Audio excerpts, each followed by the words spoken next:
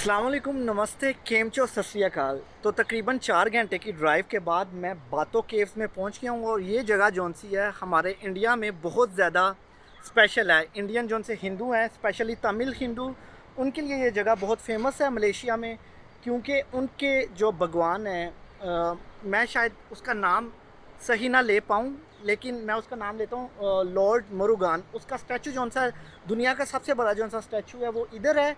और हर साल इस जगह पे मेला लगता है, जहाँ पे पूरे मलेशिया से और इंडिया से लोग आते हैं और इकट्ठे होते हैं और उस मेले को सेलिब्रेट करते हैं। तो हम आपको ये जगह थोड़ी सी एक्सप्लोर करवाते हैं। होपफुली आपको ये जगह अच्छी लगी। अगर मुझे इस मज़हब के बारे में इतना नहीं पता, मैंने सिर्फ इंफॉर्मेशन लिया है ऑनलाइन, तो अगर मैं कहीं रॉन्ग हूँ तो मुझे माफ़ कीजिएगा। मेरा किसी को हर्ट करने का मकसद नहीं है। तो आप मेरे साथ चलिए, आपको ये जगह एक्सप्लोर करवाते हैं। जिन लोगों ने अभी तक मेरा चैनल सब्सक्राइब नहीं किया वो मेरा चैनल सब्सक्राइब करें और बेल आइकन को प्रेस करें ताकि मेरे आने वाली सारी वीडियो की नोटिफिकेशन आप लोगों को मिलती रहे।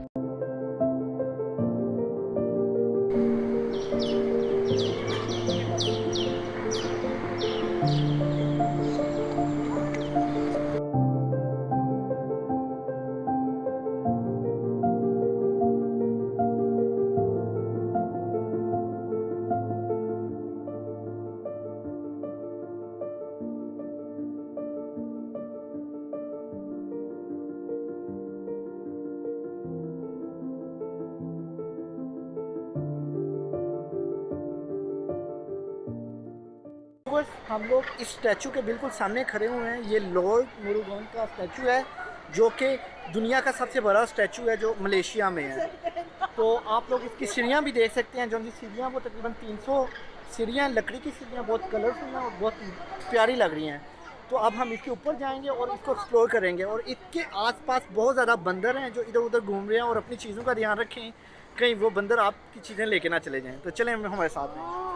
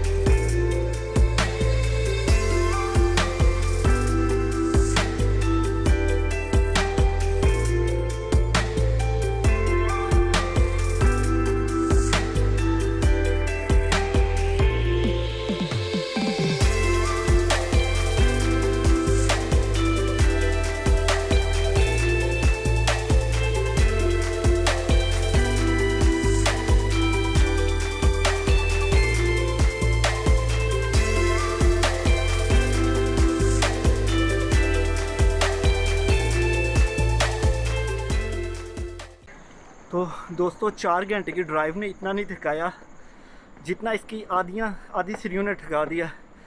आलमोस्ट आधी सीढ़ियाँ हम लोग तय कर चुके हैं। तो बहुत ही फिटनेस वाला काम है ये।